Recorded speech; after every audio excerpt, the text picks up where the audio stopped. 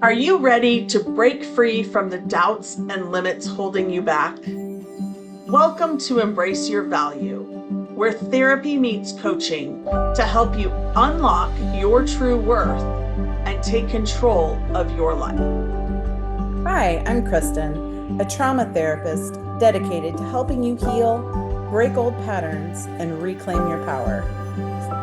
And I'm Jen, your support coach, here to show you how to set fierce boundaries, embrace self compassion, and step boldly into the life you deserve. So, whether you're stuck in self doubt or feeling lost, know this: your value isn't up for negotiation. It's time to own it. Every week, we tackle real issues that challenge, inspire, and empower you to live with purpose and confidence. So, grab your favorite drink, take a deep breath, and let's get started. Because you're not here to play small. It's time to embrace your value. Hey, welcome back to Embrace Your Value. We are so excited you came back for another episode and are joining us. Today, we are going to talk about mindful habits and really what those can look like in your day and how you can transform your day to be more intentional. When I talk with clients about mindful habits, it's always about something that they're doing consistently to make their lives better and easier. So they're doing things that they're doing them with great intention. Kristen, what do you do with your clients around mindfulness and habits? We talk about being present, staying in the now, doing what is happening in the moment. And so we have to do that with intent. We have to be intentional in order to be present, enjoying how something tastes or feels in your hands. The way they taught mindfulness in school, we had one of those little cutie oranges. It was a 15-minute exercise, feeling the orange, and it was excruciating. We had to feel it, smell the outside, begin to peel it, but not really peel it, all the way down to eating the entire thing.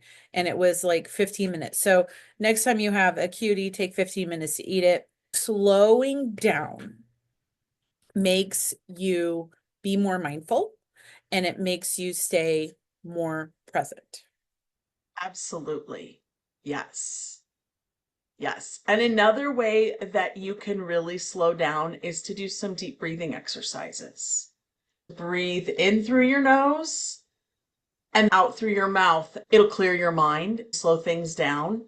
I think that's a great way to do that. And some of that will help with reducing and relieving stress. It helps with productivity. It might seem counterintuitive. I'm slowing down to be more productive. Focusing on one thing at a time, it does help with productivity and you're accomplishing something. One of the things I learned in doing all of this is that when I focus on one thing at a time and I complete a task, it gives me more motivation to do the next task versus trying to do three or four things at once and never completing anything. Then I just get frustrated and I stop and I don't do anything.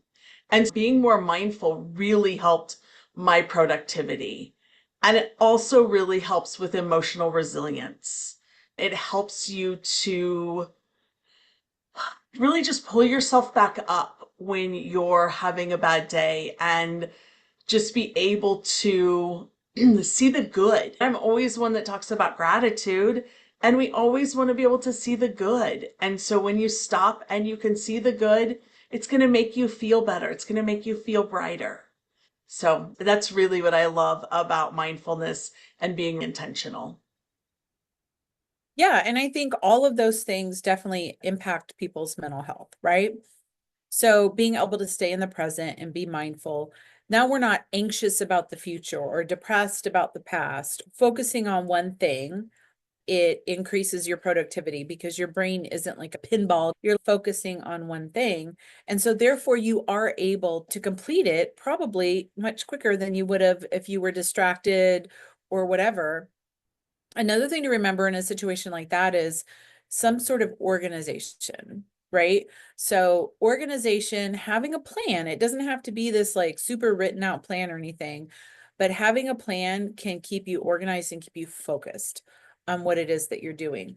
So I think you're right, Jen, in that when we're more focused, when we're more productive, we create emotional resilience, which then definitely helps our mental health, right? Being able to tolerate our emotions. That's what emotional resilience really is. Okay, I've got an emotion and now I've got to just tolerate it for a little bit, work through it, figure out where it came from, stay present to do those things, stay mindful. That is one thing I really work with clients on around mindfulness is like, how does this impact your mental health and how you're dealing with your everyday emotional fluctuations? So let's bring habits into this now. We talked about mindfulness and being intentional. Let's talk about habits. I am a firm believer in the smaller, and I know Kristen is too, because we've talked about it, but the smaller step that you take, the more impact it's going to have on your life. The same with habits. If you make habits small and micro, you can build them on top of each other to build bigger habits. Starting with little habit that you do every day. So even thinking, okay, every day I brush my teeth, right? At least twice a day. What's another habit you can build on that and do at the same time? If you're a college student and you're in school, you could put a sticky note on your mirror of something you need to memorize. And you could work on memorizing it while you're brushing your teeth. That is just a micro habit that you can start doing to build on there. So think of habits. I would just encourage you, our listeners, to just think of little things that would make your life easier and write a bunch down. You don't have to do them all at once. I don't want you to do them all at once, but I would write a bunch down and then look at them and see what would make the most sense for you to start with. I love doing stuff like that with my clients because then they start somewhere that they want to start and just start building those little micro habits. What are your thoughts on that, Kristen? Yeah, I love micro habits. I love doing one little thing. I also say the association that you're talking about, like doing an activity that you do every day. So like a lot of times, at least over here in my practice, like people will maybe forget to take their meds. And so I always say associate it with something else, brushing your teeth. Have them right there when you're eating breakfast so that you can take them. That way you can always remember. Because we put something up in a cabinet, we tend to forget about it, and so I think there's a coupling in there with that. I love your idea of a sticky note on something you want to memorize. Just get that little exposure every day. So some simple things that people can do, and we've definitely talked about these things, but maybe not necessarily in this particular context, which is mindful things like breathing, right? So breathing is a great one. Taking 3 deep breaths before getting out of bed, making sure that your day starts out right. If we start the day on a high note, it's way easier to keep it on a high note. If we start the day grumpy or tired or upset or whatever, then we have to work to turn it around. Trying to make sure that when you're first getting up out of bed, it's a great time to have a new habit first thing in the morning. And then also, being mindful. Here's a great example, is just mindful eating. So I talked about the orange, but also, you know, mindfully eating your food and slowing down and chewing every bite. And there's a couple of things in there, right? You're enjoying it. Like how many of us just really quickly throw some food in our mouths? Like I was doing this before Jen and I got on. I'm like, I need some nuts. I'm going to eat some nuts before we get started. And I wasn't mindful about them. I wasn't tasting them. So there's a lot more enjoyment out of things if you just slow down and focus on flavors and textures and just enjoying the moment of eating. And when you slow down your eating, it gives your body the time to catch up to what's going in your mouth versus where getting down to your stomach and telling you you're full. And so a lot of people, especially in our society, will overeat because we're rushed, right? I don't have time for breakfast, so I'm just going to eat this Egg McMuffin and while I'm driving. And now you're sitting down and we're in a society of go, and trying to be mindful within that society can be very difficult. So a lot of this is, like Jen said, very intentional. So what are some other suggestions that you have, Jen? Yeah, and these could actually be some micro stacking. So once you get really good and you get up and you do the first thing you do is your first three breaths, add in some gratitude with it. Just as you're doing your breaths, think of three things that you're grateful for and add that into it. That's the way I start my day every morning when I get up. Like the first thing I do before I even get out of bed is I think of three to sometimes there's 10, 11 things. Just depends on the day and how I'm feeling. But just starting out with some gratitude and what am I grateful for? You can also do gratitude at night before you go to bed and think about how your day went and what you were grateful for in your day. And I love to do that as well. You can also start your morning by setting some intentions on what you want your day to look like. So let me give you a little example of this.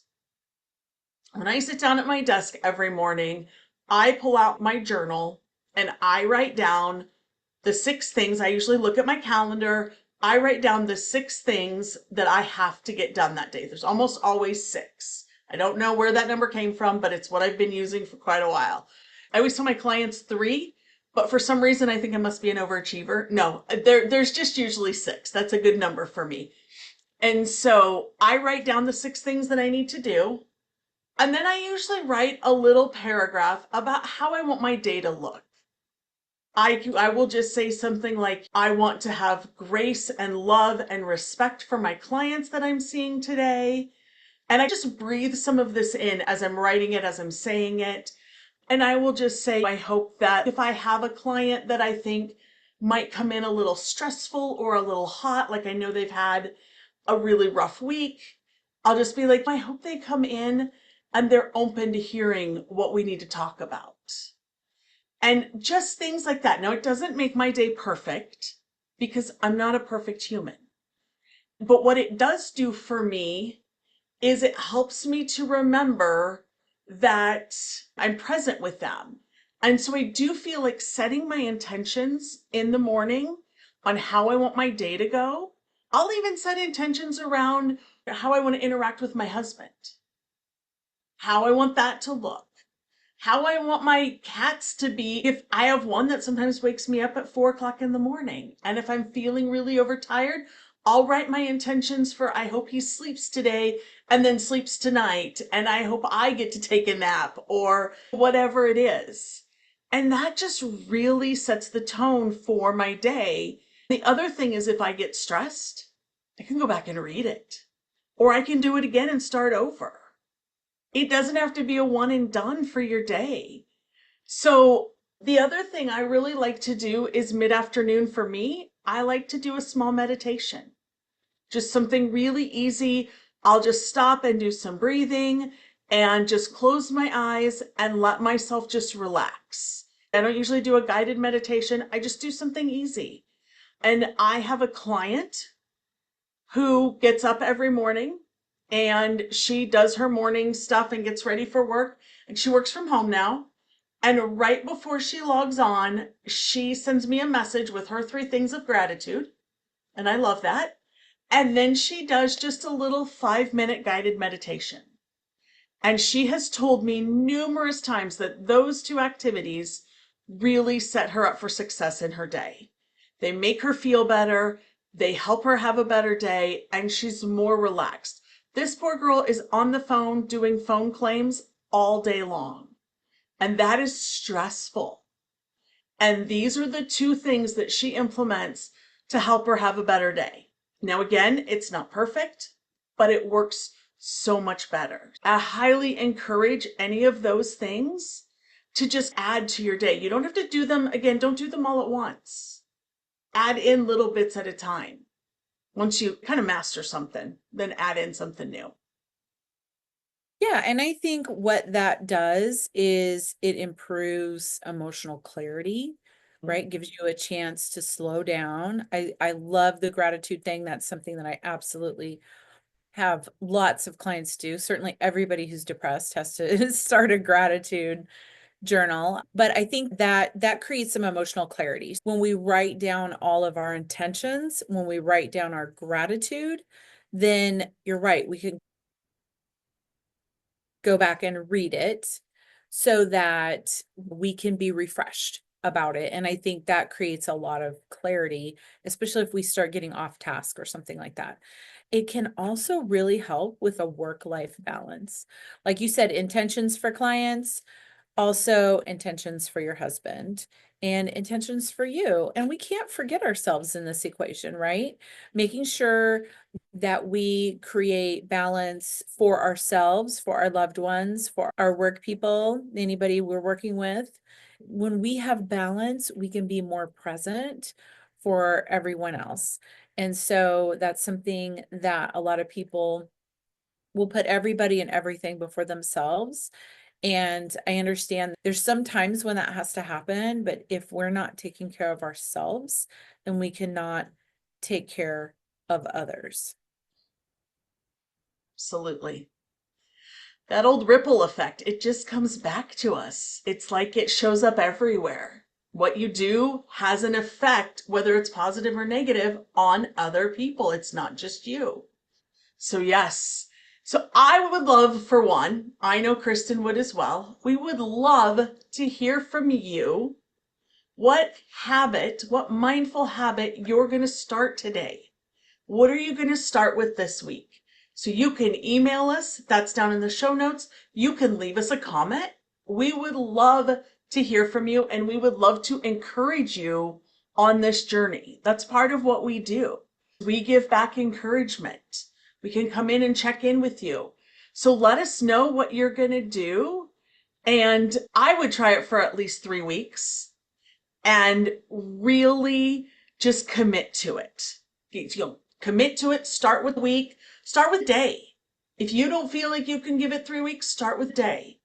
But start with a day and then do it the second day and then work up to the 3 weeks. And if you get to 3 weeks, oh my gosh, come back and tell us. We would love to celebrate you. If you come back and tell us before we record, we'll throw a congratulations out to you and throw it out that when you listen to whatever episode that happens to be, that it's there for you. We would love that. And then you can start a second micro habit and keep building and watch your life really change and transform because it will be so amazing. Yes. And I think observing what happens in your life when you make these little micro changes and do one little micro habit at a time is another thing to do about that is like journal how you're feeling. How am I feeling today? Oh, I changed this thing. That's one great benefit of me being able to see clients weekly is that we can talk about what went right during the last week and how can we build and what didn't work and how we can get rid of it. And I think having reflection either from a coach or a therapist, some reflection back, being able to externalize it and not just think about it in your head and having accountability to another really affects the impact of each little thing that you're trying to do. So yes, we would love it if you guys would let us know what little mindful habit that you have and what the results are. We really appreciate everyone listening. If any of this was helpful to you, please share with a friend or connect with us on social media. All of that's also in the description show notes. Share with us what's going on. Don't forget, small steps lead to big changes. So let's go make those changes in both our lives, everyone else's. All right, we'll see you next week. Thank you for being here with us today. If today's episode hit home, don't just keep it to yourself. Subscribe, leave us a review, and share this episode with someone who needs to hear it. Because everyone deserves to know their worth. Next week, we're diving even deeper with more insights and tools to help you break free from limitations and live authentically. Until then, keep raising your standards, owning your worth, and embracing your value.